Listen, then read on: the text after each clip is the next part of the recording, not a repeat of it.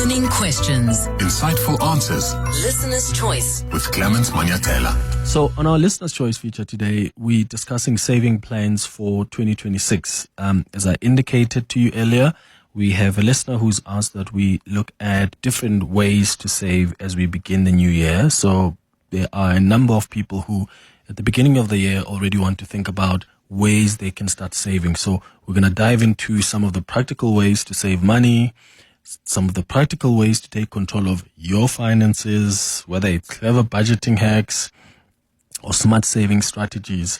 Our guest is going to just share some tips on how we can kickstart on that savings journey so that you learn how you can make your money work for you. And if you have got some tips that you have implemented, even if it's many years ago or something you started a while back that has helped you in your savings journey, please share that with us. And maybe that can help somebody else who wants to take savings seriously this year. You can call us or send us a WhatsApp voice note. The number to dial is 011-883-0702. And if you want to send a WhatsApp voice note or a text, do so on 072-702-1702. Brenda van Zijl is the founder at Verity Financial Services, who is joining us now on the line, is also a financial advisor there. Thank you so much for your time, Brenda. Good morning. Thanks, Clement. Thanks for having me. Yeah. So, what is, let's start maybe in the beginning, the first step for someone who says 2026 is here and I really want to take saving seriously. What's the first step listeners need to take into account when they are thinking of starting to save money and taking control of their finances? I think it's a very good resolution to start the year with. There's never a better time to start saving. I think the best way to start is with a tax-free savings account. I mean, that is because you're not paying any tax on the growth or on the gains of the investment, you're getting extra return on your investment there. So it's just a very simple way to start saving, and by getting that extra return because of the tax saving. Okay, and how is that what you can find with any of your bank? Yes, Whatever you can find it with any of your banks, and you can also go directly to Allen Gray or Coronation or some of the other big insurance companies and asset managers. They all offer it, and it's generally quite simple. If you go to the website, they'll help you set it up. Okay, and how can people? I mean, budgeting. Does budgeting becomes an important component in saving? And how do you make budgeting work for you? Absolutely. Yeah, go ahead. Yeah. Okay, so budgeting is very important, and everybody should have a budget. A budget isn't about a restriction. It's about creating awareness and control of where your money is going. You can't save money if you don't actually know where you're spending money. And it's not difficult to set up a budget. You don't need to do anything complicated. There's some very simple tools. Again, on the banking apps, there's some basic tracking apps that you can use that you just categorize your spending, and then every month it will track your expenses, and you can see where you're spending your money. And then once you see where you are spending your money, then it's easy to take control of it. You can look at it and then you say, okay, is my money going where I want it to go, or is it not going? And then you can see where you want to cut back and where you want to prioritize and where you want to change your spending so that you can have money available to save. Okay. And for people who sort of are struggling with discipline, what advice do you have for them? Because, of course, there are options where you can save money and have it locked up, and it's very difficult to access it, especially for people who, struggle with discipline, who often will, dip into their savings even when they don't need to, even if it's not for an emergency. But they just want some advice on how they can be more disciplined and not go into that savings pot. What advice do you have for them? What approach can they take? Look, that's also part of budgeting, that you've got to allocate money for different purposes. And if you've got your money for your monthly expenses, you put that, say, in one account, and then you've got your debit order going off for your savings going into an investment. It's generally a little bit harder to get the money out of an investment. You've got to give notice. It takes a couple of days, and hopefully, if you need money urgently, the hassle of just, getting the money and waiting for it is just too much, and you won't spend that money. So, you can put in certain parameters, like just, for example, if you put something into a 30-day notice with a bank, you have to wait 30 days once you give notice to access that money. So, if you feel like splurging on something, you have to wait 30 days. So by that time, the urge is gone. Yeah, and the nice thing is, if you really want to force and take it out before the 30 days waiting period, then you've got to pay like more, right? A release fee of sorts. Yeah, no, okay. I mean, if it's a 30-day notice, you won't be able to get the money out beforehand. And I think, generally we all have overdraft facilities with the banks, but, I know from my own personal experience, I don't like seeing that negative amount, so I just don't go there. It's good to be, to hate seeing that negative on your bank statement. So what's the benefit of putting away leftover money at the end of the month? And must you sort of be flexible like that, or just be more intentional about, this is how much I'm going to put away every single month, as opposed to, let me see what I spend on, and then afterwards we'll figure out, what goes into the savings pot? Yeah, no, that approach unfortunately doesn't work. You have to pay yourself first. Your investment is the first amount that you should pay, and after that you should spend what's left over. You should not save what's left over after spending, because that way there'll never be money left over, because there's always something that you think, no, I can rather spend money on this. So that's why I'm saying a debit order is a great way of enforcing savings, because it's out of your account, and now after the savings has gone off, you can see what's left in your account, and that is what you've got to spend. Okay. 011-883-0702. What questions do you have around savings? Is it something you are looking into taking seriously this year? Or maybe it's something that's actually worked for you. If you've got a question or you've got an input, you want to share some tips on how to go about saving that's worked for you, please do so to help somebody else who wants to take saving seriously this year. Give us a call on 011-883-0702, or you can send your WhatsApps on 072-702-1702. Burning questions. Insightful answers. Listener's choice. With Clement Manyathela. Good morning, listeners. I hope you're all good.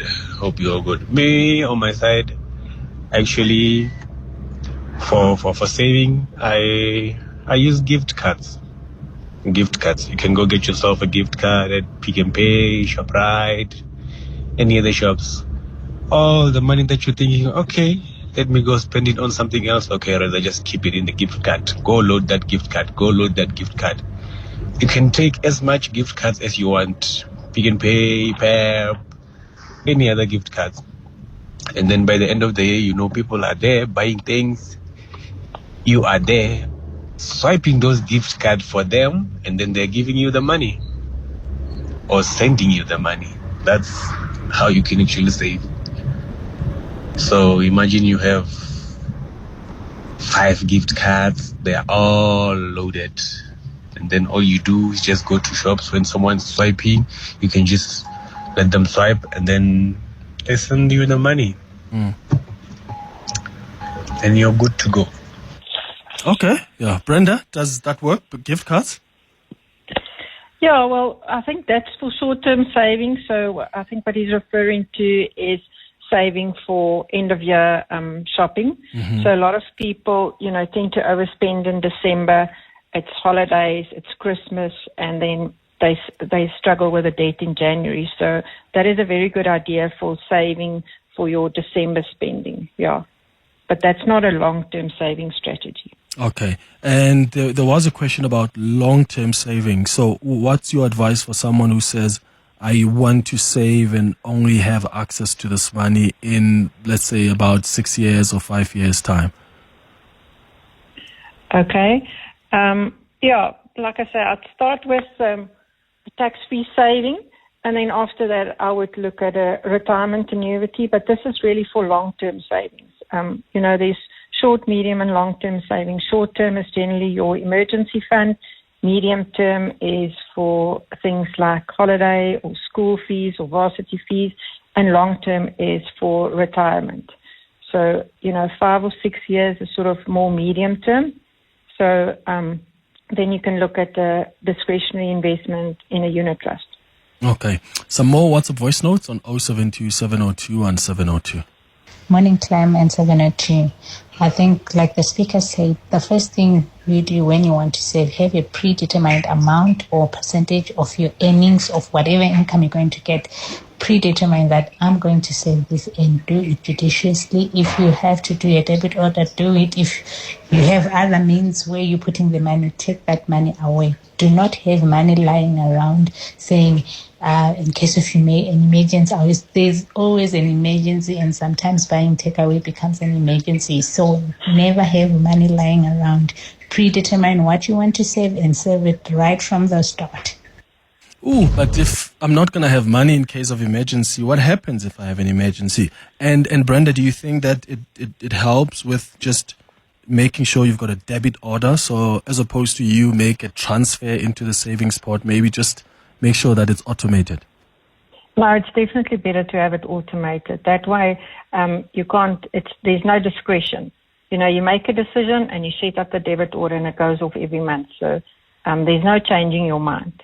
But I want to give you a good example, because I think, I did a calculation and I think it's quite, it's incredible. So if you start saving at 25, okay, and you save for only 10 years, okay, and say your friend starts saving at 35, they save for 30 years, the same monthly amount, okay, they will still not catch up with you by the time you retire. So you've saved for 10 years, they saved for 30 years, and you end up with 25% more than them in retirement. And that's why you need to start saving from your first paycheck, even if it's just a small amount. This is the power of compound interest. The longer the money is invested, the more you'll have in the end. If you take Warren Buffett, he's accumulated most of his wealth after the age of 65. That's after the date that most people retire. But that is because of compound interest. Got it. Aliona, you're in Edenvale. Good morning. Morning, Clement. How are you? I'm okay. How are you? I'm fine, thank you. Clement, thank you for taking my call. I mentioned exactly the same thing as your host has just said. When you start saving at the age of 20 and the compound interest, my brother-in-law, late brother-in-law, told me from my very, very first salary, I must start saving. And I earned very little. I'm a pensioner now. I earned very, very little, but I was committed to saving 100 Rand a month before I did anything else. And within my first year, I had saved enough money to buy my own brand new car out the box. And like your host said, your guest said, I don't save now anymore because the money that I have saved and the compound interest has benefited me now. So now I'm a pensioner, and I am able to afford things which I can. So all these young people that are listening, don't buy the expensive cars. Don't go buy those Gucci handbags, clothing. Please, guys, you need to save because you don't want to be indigent when you're a pensioner. Save. The earlier you save, the compound interest kicks in, and it's a big, big benefit. It's a big, big benefit. And, just be careful with your expenses and how you plan your future. Yeah. But there you go, Clement. There you go. And for you, too. we're all moving onto our old years, and we need to start saving. It's very, very important. It's very, very important. Absolutely. Ilona in Edenville, thank you so much for sharing your experience with us. Good morning and compliments. How I go about saving is that every single month it accumulates with 500. So January it's 500, February I start with 1,000, March it's 1.5, April it's 2,000, like that, up until December. And then in December you just have no issues for January. So then that's more for the December into January period. Okay, here's another voice note. Hi, Clement. I used to waste so much money on takeaways. Even when I have lunch, I'll buy maybe food go rinking or McDonald's or chicken licking or Mautwana go spa. And early last year, I decided that I'm going to set a target for myself that will discipline me to save money. So what I decided to do is that every time I think of buying takeaway, every time I think of McDonald's, if it was going to cost 100 rand, for example, if I crave McFeast Deluxe, I'm going to put 100 rand away to save it. If I'm craving, feed my cravings, I'm going to take 80 rand and put it away in my savings. And I found out at the end of the year, I had saved over 8,800 from the time I started saving every amount when I'm thinking of buying takeaway. And I was so disciplined that even this year, I'm continuing with it. That's fascinating. Okay, so every time you crave something, save the amount that it would cost you. I love how you know all the meals there, eh? That's amazing. Brenda, your thoughts? Any feedback on what you've heard so far? That's interesting. But I think what we're realizing is everybody's different. And, that's what I see in my practice as well. There are no two people that are the same. And we all have different things that we spend our money on. And, saving is not about depriving yourself of everything. It's about just being more intentional about your spending and deciding what's important and what's not important. Because at the end of the day, these small expenses like takeaways or, a cappuccino and those kind of things, that is what eats away at your savings. So, if that's really important to you, then great. But then you've got to make other sacrifices because, in life, everything is a trade-off. You can't have everything and then expect to have savings. You will have to make some sacrifices, but you don't have to sacrifice all your pleasures in life. How do you, and I'm glad you mentioned that because I think for many people when they start working, the advice often is that just save. And you've got to find a balance at some point, right? You've worked really hard. You went to school. You've studied really hard. It was a difficult time. When you start working, you also want to be able to enjoy life, but also not be reckless. Know that there is still tomorrow and there's still next year. There are years to come, and you need to be able to be comfortable and really start saving as early as possible. So how do we then balance the two, Brenda? We were told save 35% of your income. And some people are like, but I'm spending money on a taxi. I'm spending money on petrol. By the time I've paid, for the bond, for the car or for the taxi, for my bus ticket, then I'm left with literally about 1,000 or 2. And I've not even taken myself out to a restaurant. So what do I do? How do you advise people to balance the two? Yeah, look, the earlier you start saving, the smaller the percentage is of your salary that you have to save. So the rule of thumb is if you start saving when you start working, it's 15% of your gross income. Okay?